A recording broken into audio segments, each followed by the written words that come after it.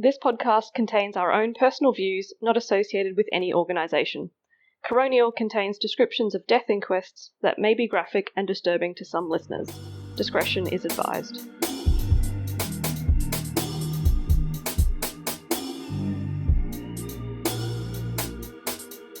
Welcome back to Coronial. I'm Alice. I'm Emma. And I'm Georgie. This week I'm going to be telling you about the inquest into the death of Casey Leonard Brown on the 16th of February 2016 in North Queensland. He was a passenger on a bus which left the road and rolled, killing him and injuring many others. The inquest was held to investigate why the bus left the road and whether buses should install seatbelts to prevent future deaths. Don't most buses have seatbelts? Depends which one, because like Exactly. a public bus doesn't have a seatbelt. Yeah. But a lot of private vehicle Yes. passenger ones do. So was this a private This was or a public? route service bus, which is essentially a council bus. Yeah, okay. Okay, yeah, so I wouldn't expect them generally to actually have Yeah. seatbelts. But even then, like on the private buses, I don't think you actually need to wear the seatbelts, right? I think they We'll encourage, get- but They We'll get encourage it, into but that. do you legally have to wear them? We'll get into that. Okay. but also I don't expect my council bus to roll. No, I mean, you don't expect any bus to roll. Mm. Yeah, But it also could take a roundabout at a weird angle and... that would tip. Did it go? No, it didn't roll fully over. It just tipped. So Okay. tips. Yeah. Okay. Yeah. So the inquest didn't actually include any information about Casey at all, apart from his name. Hmm. But the news articles that I found said that he was 19 and he was returning home after attending TAFE that day. Okay. So at 1 p.m. on the 16th of February, Casey was one of 10 passengers on board a 52-seater bus, being driven from Airlie Beach and heading towards Proserpine. The road had a normal speed limit of 100 kilometres per hour, but there were roadworks there at the time, which meant that the actual speed limit was 80 kilometres per hour. At the location of the crash, the road was straight, and the weather, because it was 1 p.m, it was daytime, it was sunny, no weather conditions involved. The bus drifted off the left-hand side of the road and hit a concrete culvert, causing the front of the bus to launch up into the air and then roll over onto the passenger side and slide along the grass on the side of the road. Was going at 80k an hour at the time. Okay. Yeah. Yeah, they eventually figured out that it was going approximately 80 kilometres per hour. Mm-hmm. It came to rest approximately 95 metres from where it left the road. Ooh. And it didn't hit anything on its way either, so it would just slid along the grass until it stopped. Casey sustained critical head injuries with several skull fractures leading to brain hemorrhage, and he passed away in hospital shortly after the crash. Of the 11 people on board the bus that day, 10 of them needed hospitalisation, including Casey and the driver. One passenger suffered a traumatic amputation of a hand. Oh, while- wow. Yeah, while another suffered a major degloving of a forearm. Oh, yuck. Wow. So yeah, it's not like his injuries were the The only only serious injuries. No. injury. Yeah. Like, considering 10 of them needed hospitalisation out of the 11 people. I think there was actually a 6-month-old baby on board as well. I was going to say, I bet it would be the 6-month-old and they were in like a capsule or something, so they were protected and that would be I think they probably went to hospital, but Oh, yeah, I don't true. know that they were injured as Yeah, such. fair. Yeah. And will you go into like where he was seated on the bus? No, it didn't actually talk about that. Oh, It okay. wasn't necessarily relevant to Because it was serious What enough happened? that threw everyone out of their chairs either way. basically, yeah. Okay. Yeah, if you're not wearing a seatbelt and But, the like- bus tips over, you're going to be out of your chair. Do you know that very front seat Yeah. across from the driver? Like, I would assume that that is probably the most vulnerable position, Yes. especially if you've tipped. onto the passenger side. So there was CCTV footage of the inside of the bus at the time of the accident. Oh, that would have been horrendous to watch. Yeah. The structure of the bus did not deform during the accident and stayed intact. So it's not like the bus tore Broke. apart or Yeah. something like Or crumpled. Yeah, exactly. Yeah. That side of the bus was relatively So they were within the internal portion Yeah, of the bus, basically more than the bus collapsing on them and Yes, crushing them. Yes. Yeah. So all the seats in the bus remained in place and securely attached to the floor. The passengers were violently thrown around the bus when it rolled, although none of them were actually ejected from the bus. So either partially or completely, they all stayed inside. It was clear that this was a single vehicle accident with no mechanical defect, no road surface defect, and no swerving to avoid something in the road. The day was sunny, and since it was 1 p.m, there would have been no glare in the driver's eyes to explain the veering off the road. The driver of the bus was a 70-year-old man who declined to be interviewed by police and actually passed away before the inquest was held in early 2021. Passed away how? We go into that a lot. Interesting. So he obviously had medical conditions. But what do you mean decline to be interviewed by the police? Do you get a choice? But I guess what are you saying is he just refused to answer any questions? Or Yeah, like I think even if you're being charged with something, you don't need to talk to them. speak or actually give any evidence. Yeah. Wow. It's Yep, they entirely can't do anything. voluntary. Yeah. Yeah. The coroner's court did try to get a statement from him before he died, but they were unable to. Not unsurprising if he didn't speak to the police. Yeah. So the police obtained the driver's medical history from his GP. So he was seen by his GP on the 1st of February 2016, only a few weeks before the accident. He had had a cough for 6 months with a wheeze at night. A chest x-ray was organised, which showed severe bronchopneumonia. And so the next day, the GP informed him that he had a chest infection and prescribed a course of antibiotics. And he actually has lung cancer. Yep, you got it. We get there eventually, but... The pneumonia yes. is blocking the ability to see the nodule that is in fact behind there. Please go on. 2 days after the accident, the driver went back to his GP. He had a cut on his forehead from the accident and seemed emotional in the wake of the accident. Absolutely. Yeah. He already had a holiday in Tasmania booked for March, and the GP encouraged him to keep those plans so they could get away, rest, relax, Absolutely. try and recover. Yeah. He told the doctor his cough had improved, but he still had some phlegm. The GP arranged for blood tests and for a repeat chest x-ray to be done when he came back from Tasmania after his 6-week holiday. So when he got back from his holiday... So also 6 weeks in Tasmania is a long time in Tasmania. But anyway. Some people like Tasmania. Yeah, it's I a very think- scenic place. I think so- it mentioned somewhere in the inquest that he was like motorbike riding in Tasmania. Oh, like, wow. traveling So he's, around, like- So Well, he's 70, so maybe he's nearing retirement, Yeah. like starting to Yeah, no, wind no. down. I don't know. It's just, I've... he's not frail, I guess is the True, point. true. Yeah. But also like 6 weeks. Some people do a whole world trip in 6 weeks. Anyway, Yeah, so- true, right, okay. Maybe he rode down. True. Yeah. You could like ride around Tassie a few times. You absolutely could. It is so small. So when he got back from his holiday, he had an x-ray which showed worsening bronchopneumonia. He advised that he still had the cough and that he had been short of breath. In early April, a CT scan showed consolidation of the right middle and right lower lung lobes with emphysematous changes. In April, May and June, he accessed psychological assistance to deal with the aftermath of the crash, which makes sense. Understandably.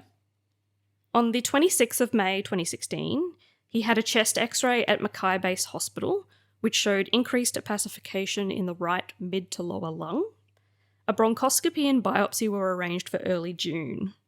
But in June, a thoracic specialist at Mackay Base Hospital advised the GP that the driver was high risk in terms of an open lung biopsy, and it was her opinion that he had organising pneumonia. She recommended a course of steroids. Oh, that's annoying. On the 20th of July that year, the driver was admitted to Proserpine Hospital with worsening shortness of breath and a productive cough. They diagnosed him with unresolved pneumonia, query lung cancer. On the 22nd of July, he was prescribed a Ventolin inhaler for chronic obstructive pulmonary disease. Which is the same as emphysema. Yeah. On the 16th of August, he was admitted to the Prince Charles Hospital in Brisbane and diagnosed with right-side adenocarcinoma of the lung. So yes, he had lung cancer. Was he a smoker? Did it? It didn't go into Okay. any of his Yeah, right. history other than this, yeah. So he passed away in September 2017. Which was 18 months after the accident? Yeah. And hence why the coroner's court couldn't get him to give a statement either, because Their inquest happened later. yeah, the inquest was only held in early 2021, so Yeah. Wow, that's a delay. It potentially was due to be heard, in In 2020. yeah. But even so, like, There wouldn't have been any criminal prosecution because he was not alive. no. Yep. That is still quite a delay. It is quite a long time. Yeah. Interesting. Also, it's a smaller coroner's court. Yeah, true. I'm assuming, so who knows what else was on their docket. But Yeah. So although the driver refused to give a statement to the police about the accident, he did talk to a few health professionals about it. So his psychologist's notes stated he was the driver of a bus that allegedly malfunctioned, veered off the road, toppled, and came to rest on its side. A psychiatrist who saw him in April included in his report. He said, "I was driving down the road in the bus. I'd just come off a break, lovely sunny day, going on holidays in 4 days. Had the music playing driving along the road. From that, the next thing I remember is the bus coming over. In between, I don't remember a thing. I have no idea." He added, "I don't remember a damn thing. That's what upsets me. That's what's upset me. I don't remember a damn thing." Interesting. That's why he's refused to give a statement. Because he doesn't remember anything. And, like, how can you explain that? Yeah. No one would Yeah. believe you. But is that your trauma, a bit of a Masking trauma it, response? Or the initial one was like it malfunctioned. But again, you know that like concept of the more time passes, the more you've convinced yourself that that's the answer. But then you're saying that the inquest found that there was no mechanical faults to the vehicle as well. So presumably that's not actually accurate, but... Yeah, and Yeah. the coroner did note that in that report, like, that wasn't a verbatim quote from him. It Yeah. was like either that's what the psychologist Just picked up interpreted. on, Yeah. interpreted, whether he actually said that outright or just Yeah. she got that impression. Don't Yeah, know. and that might be his sort of vague way of trying to explain it, Yeah, that sometimes something went wrong. that's and, what you need yeah. to do to be able to move on. Yeah. Yeah. He was examined by a neurologist in June 2016, and their notes state, "He was driving, his hands on the steering wheel and listening to jazz. He had Important. just had an hour and a half break and was fresh and in good humour. It was a straight road. He then next remembers the bus veering to the left, going over a culvert, and with an ongoing pole in front of him, he tried to avoid the pole and pull the bus onto the right side and stopped on the embankment. The bus then fell over onto the left side. He cannot remember between the times when he had his hands on the steering wheel and when he saw the bus fall over after going over the culvert." So essentially that period where the bus veered off the road, he has no memory of.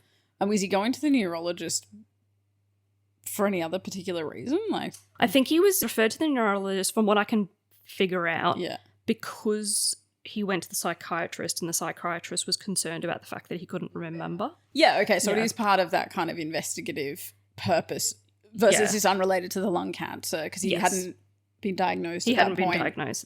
But it's not like he was referred there because of the accident from a No. like, we're worried that you had some sort of episode during the accident earlier or anything. Yeah. It's only that he was going to the psychiatrist and saying, I don't remember it. So they just went, okay, out of an abundance of precaution, we should make Yeah. sure. Yeah, so the psychiatrist provided a working diagnosis of transient global amnesia, Okay. but the neurologist couldn't find any neurological cause and stated that the cause of the accident was not an episode of loss of consciousness. As far as they're aware. Yeah. Okay. Yep.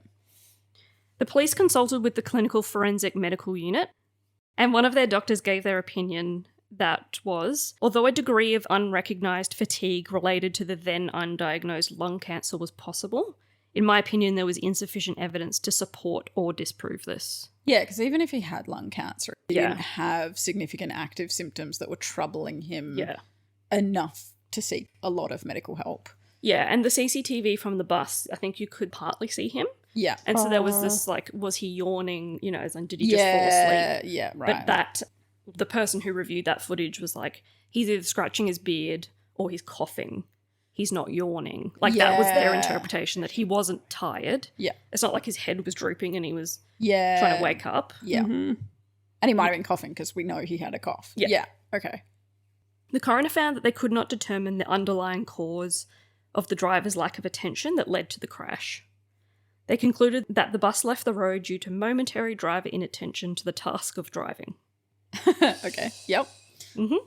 That'll do it. That does it, though. That's all it takes. Whether this was him falling asleep, losing concentration, or due to the underlying lung condition, it couldn't be determined. Fair. The coroner found that Casey's injuries would have been less severe if he had been wearing a properly fitted seatbelt, and he would have likely survived the accident. Wow. Okay. And I assume potentially a lot of the other injuries that were sustained also might have had similar outcomes. Yeah. Okay.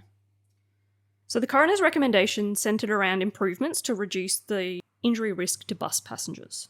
Yep. So currently, coaches which use highways and cover long distances travelling at 100 kilometres per hour all require seatbelts for passengers. Yep. So this would be like your Greyhound buses, your Yeah, like I can higher see 'em. coaches, Yep. that you use to like transport kids to camp sort of thing. But I'm also thinking like the standard bus I take goes down the freeway. Yes.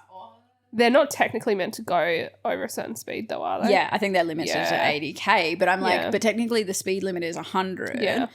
And so I'm like, yeah, is that a weird caveat that like A little bit, yeah. is city council stating to the bus drivers you can't go more Yeah, than 80? I would say so. So they can get away with not fitting Not fitting seatbelts, Yeah. which seems like a bit of a cop-out to me, Yeah. just personally. Yeah.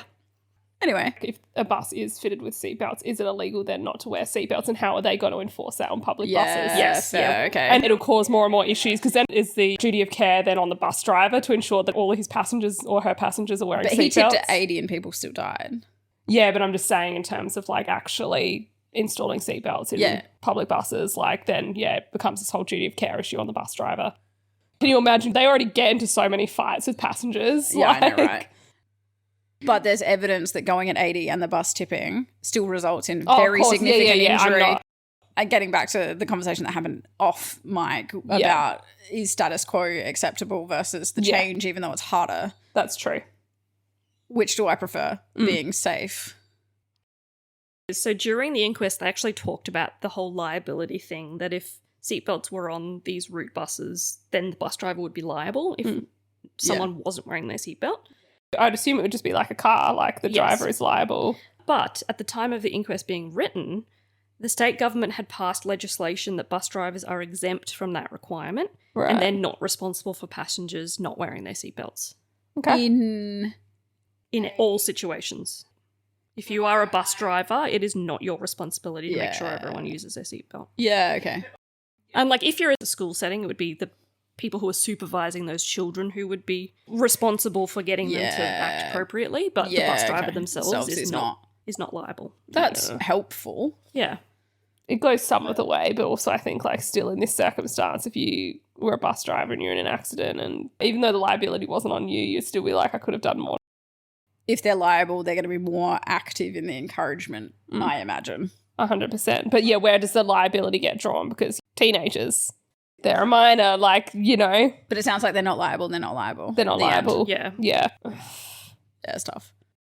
So route buses that travel a local suburban route, and they actually often act as local school buses as well, because a bunch of kids catch public transport to get to and from school.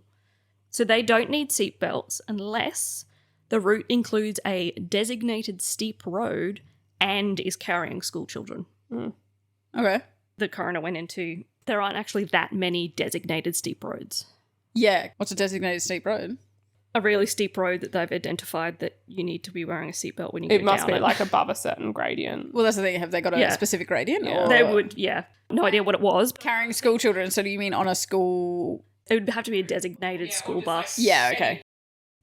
So the reason route buses don't require seatbelts is because they are specially designed with spaces for standing passengers, whether or not there are any standing passengers on the bus at the time. So the coroner found that this is a bit strange, that the safety of the seated passengers would be foregone on the basis that there may be passengers standing and therefore not able to use a seatbelt. And so is that kind of like a discriminatory thing of like, so you get to be the one that dies because you're standing up? Sorry. Yeah, That's- no, I know what yeah, you mean. no. But the Like- coroner's sort of like, well, wouldn't saving half of this people in the bus be better than saving none of them? Yeah. Sorry, yes. When Yeah, you- but like what you were saying is Yeah. correct. Yeah. Like it's basically discriminating against those people People who who are couldn't get a standing. seat. yeah, that's the thing. I'm like, so therefore Yeah. I'm standing up, so I get to So be the my one that life dies. is less valuable Yeah. because I'm standing up. Yeah. I often think that when I'm on a bus or a train or whatever, where people have to stand up or I'm standing up, I'm like, this is quite risky. When Like, it's if you so actually think full about that you're it. the person at the very front that's like almost in that no standing zone. Yeah, and Yeah. you're like, if we get an accident, I'm going to get launched out of the front windscreen. Yeah. On a side note, has anyone ever been on like a bus, tram, or whatever, that the emergency brake's been pulled? So I've been on a tram when the emergency brake's been pulled, which is the one that magnetically clamps the tram to the Yeah, I tracks. have. Oh, Happen. God. It broke off my toenail Ow. because I kicked like one of the poles that I was standing and holding. Yeah. I've been on a tram. I don't think it was an emergency brake, but it braked pretty hard. Yeah. And I was standing and I wasn't paying attention and I fell backwards. And fortunately, there was this guy who was behind me standing against the door. So he had like something to lean on and he literally caught me. Oh. It it was a trust exercise. It was literally like I did a trust fall with just a random guy, and he was so lovely. He made a joke about like, I didn't realise I was going to catch a lovely young lady today. And I was like, well, thank you. Or I would have like bashed my head against the door. So I appreciate it. Aw, that's actually lovely. It was really nice. So an interested party who was representing a bus company said in the inquest that seatbelts weren't too hard or too expensive to fit, but that they should be implemented after investigation into practical issues. So, for instance, the restraint for wheelchair occupants and motorised scooter users. Absolutely. They're a challenge. Prams. And solutions are found for that. And they made the note that, you know, if you put seatbelts on all the seats except for the ones where the disabled seats are, well, then that's discrimination. Yeah, 100%. Against those people who have to use But then how is it not discrimination for the people that have to stand? Then you're getting into that situation where you'll be like, well, we have to refuse standing passengers, and then they don't need to be modified for standing passengers. So like it becomes this whole challenging and then it becomes point, a right? whole challenge of, well, then we need more buses. And it just becomes a nightmare. So the coroner found issue with that statement because a prior task force in 2001 suggested seatbelts for certain circumstances with implementation by 2017, which was over a 15-year horizon, but that has never occurred. Excellent. Great. Yep. So this is not the first time that seatbelts on buses has come up. Yeah. Which does not surprise me. They just don't do anything about it. Right. So Transport and Main Roads said that the coroner should accept that its bus transport risk assessment strategy was the correct approach. Okay. And they provided a number of reasons why seatbelts shouldn't be fitted to route buses. And were they of any helpful explanation? I think they were just sort of talking about the fleet they've got, the cost of it, the time taken. And they actually went into, well, how many, as a percentage of people who travel on buses, how many have died? Great. Yeah. Excellent. Very, very minimal. But we could do less. Yes, we could improve. Yeah. So really interestingly, there was evidence in the inquest from an experienced bus company owner, and they had a number of buses. There was only one that didn't have seatbelts fitted to it, but the rest did. And they said that whenever government departments hire one of their buses, they always specify that seatbelts must be fitted. Right, okay, so it's fine for the average public to be on the bus without seatbelts. Yes, but the government employees must be in a bus with seatbelts. Shit. That is not ideal. But it's just like the fact that the Department of Transport and Main Roads is like, no, we don't need to. You just need to accept that we're doing the right thing. Yeah. However, when it's our own employees, our own lives, we would like the seatbelt, please. Yeah, but you know, their own employees who probably travelled to work that day on a public bus. Well, with also that. Seatbelt. Yep. But while on work time, we're not going to be responsible. Wild. So the coroner did concede that there were financial impacts with fitting seatbelts. It makes the purchase of a bus more expensive and reduces the number of seats available. However, the bus involved in the accident can be built with a variety of seat layouts and with or without seatbelts. So, like, they have the option of pretty easily buying new buses that have seatbelts. Yeah, like the one that they got, they specifically ordered the one without seatbelts. Yeah. But there is an option for seatbelts. Yeah. It's not like it's custom fitting seatbelts. Yes, exactly. So it's more cost effective to build buses with seatbelts than retrofit existing buses with seatbelts, which makes sense. The coroner noted that this incident highlighted the fact that an accident can happen in innocuous circumstances. So in this case, it was a clear sunny day, the bus was travelling on a straight road, there were no other vehicles involved, and the bus didn't collide with anything like a power pole or a tree. However, serious injuries were sustained and one person lost their life. Yeah, it sounds horrific. The coroner stated that they believed seatbelts in buses is not a difficult transition to make. It needs the regulatory bodies to make the decision to mandate them, provide a starting point, and a timeline for it to be completed. How's that going in 2024? Yeah, we get into the government's response. Yep. Excellent. So the coroner's recommendation in this inquest was that the state government implement within 1 year a requirement that buses on route services must have compliant lap/sash seatbelts fitted for each passenger seat for every newly manufactured bus entering service after the 1st of December 2022, and that within an appropriate horizon timeline of 10 or 12 years, for any remaining buses to be made seatbelt compliant or that bus is retired from route services. Still not convinced that that's going anywhere. No. I like this premise. Yeah, like I think it's a great recommendation. I think the coroner was a bit like, this is not actually that hard to do. You just need To do a government that's willing to do it. I wonder how many people would actually wear seatbelts though on public buses. I probably wouldn't. I wouldn't. Yeah, I long feel like enough. I'd be sitting there like with a little seatbelt on. Well, see, I think Safety first. if it's there, like even like going on a coach or something, if no one tells me to put on my seatbelt, I'm still going to do it. Do you? Yeah. I generally don't. I don't want to die in a bus crash if I can Fair. very easily avoid it. It rationally makes sense. So during the inquest, it was not suggested that any further person or entity should be referred for investigations of an indictable or other offence. Would they have considered referring him?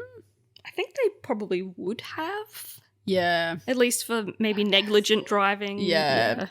Fair.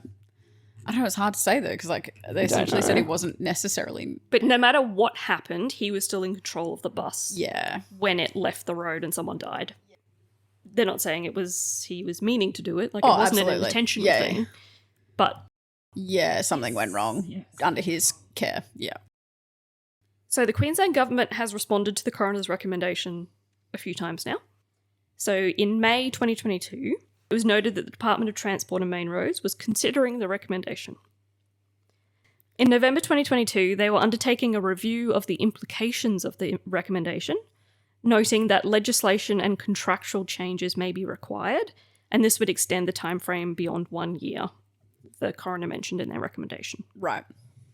In June 2023, the department was continuing to review the implications of the recommendation, Oh, of course. including potential options for consideration. I feel like this is one of those reviews that will go on for a very, very, very long Yeah. time, just so that it's like long enough after that they're like, Everyone's forgotten about this, right? yeah, we're It sounds done, like yeah? no one wants to do it, so they're Yeah. just Prolong that review. yeah. In October 2023, they had engaged a consultant to identify possible restraint options for route service buses and undertake an analysis of the safety benefits, potential issues, and high-level indicative costs. Yeah, right. And the last update was March 2024, where they had examined the consultant's analysis, which considered a range of issues such as accessibility, safety benefits, and high-level costs associated with implementing this recommendation, while maintaining the same level of service, accessibility, and amenity to all customers travelling on Queensland route service buses. The department had developed a proposed approach for government consideration and was planning on presenting it to the government in the first half of 2024 with subsequent industry consultation. Okay, so like they may be doing something. Maybe. So that was the last sort of government update that I could find.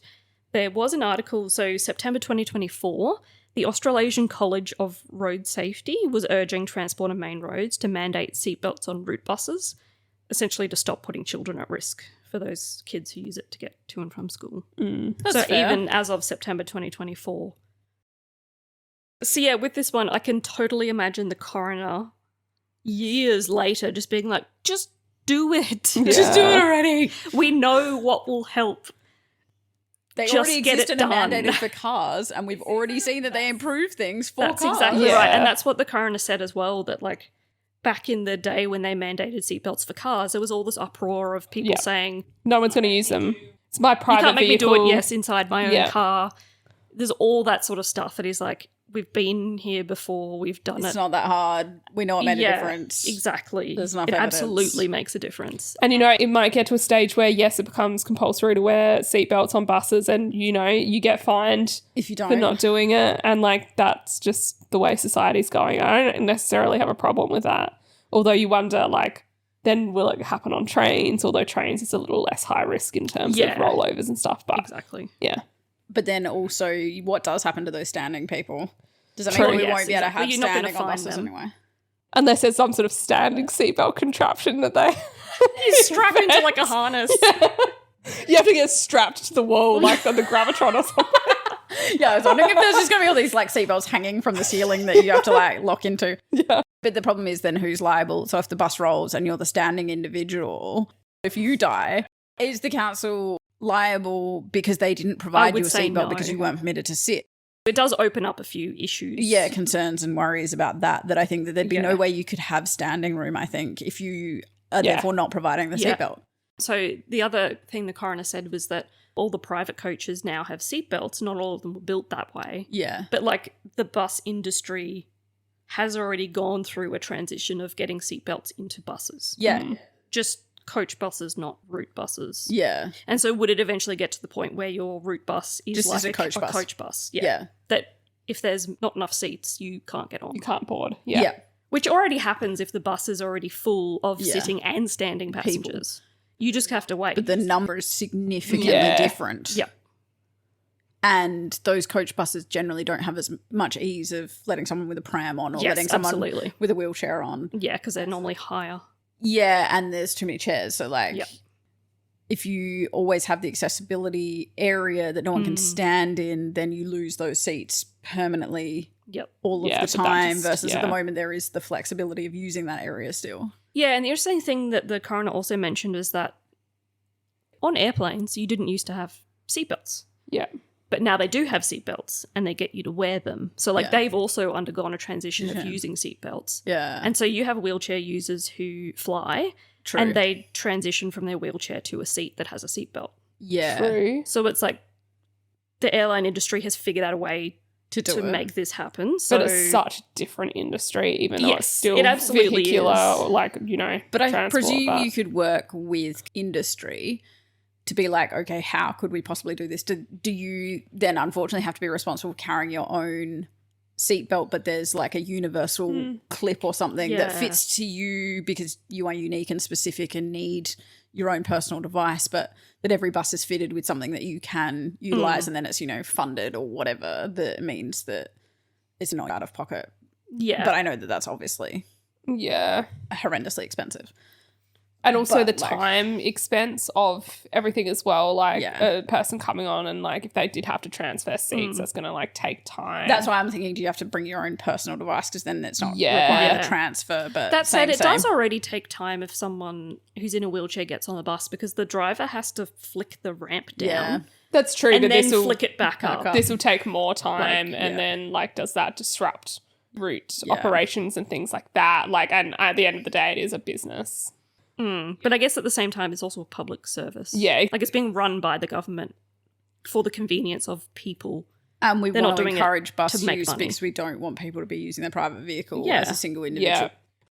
It's hard to navigate, right? Yeah. I can understand why the government is taking so long, but just the way it's been phrased in that inquest makes it sound like they're not trying to rush themselves either. No, but you can see why there are so many issues, even though it seems like such a simple solution. Yeah. As you said, those things have been implemented previously, but more in private settings. Yes. Like, you know, you're hiring a private coach or in your car or even like in an airplane. It's still a commercial industry. It's not a public service. Yeah. That not everyone can just get on it. Yeah, I guess that's the other thing with, well, even like if you're booking a coach, you're booking that in advance. They know how many people are going to be on the bus. Yes. You know how many people are going to be on the plane. You've only got a certain amount of tickets. That's right. There's no standing room on a plane. Yes, the bus service, you just pick up whoever's there. Yeah. You don't pre-book your bus. No. The problem is they're just going to lose availability. Yeah. And they'd have to run more buses. Yes. Which they probably should be doing anyway. Yeah. So yeah, we'll have to see what happens with this, whether they eventually get to that point where they put seatbelts on them. I'll be interested. I think they will. Because the moment one state does it, the rest have to follow as well. And so I wonder, that's Queensland specific. I wonder what the other states, where they're at. Yeah, they might be closer. Or further behind. Yeah, true. I feel like I saw like a electric bus recently. Oh, yeah. We've then now committed to like a new fleet of buses in the space of trying to be more environmentally friendly. Does that also do it a disservice because we've then ordered a bunch that we now have to commit to that are going to be harder and therefore need retrofitting or, you know what I mean? Like if you've already moved in a direction based on one problem. And you haven't thought about it globally. The other problem. Yeah. That'll be interesting. You know, not that I'm up with Queensland bus fleet, but yeah. All right. Well, thanks for that one. Thanks everyone for joining us. We will catch you again next time. Thank you. Bye. Bye.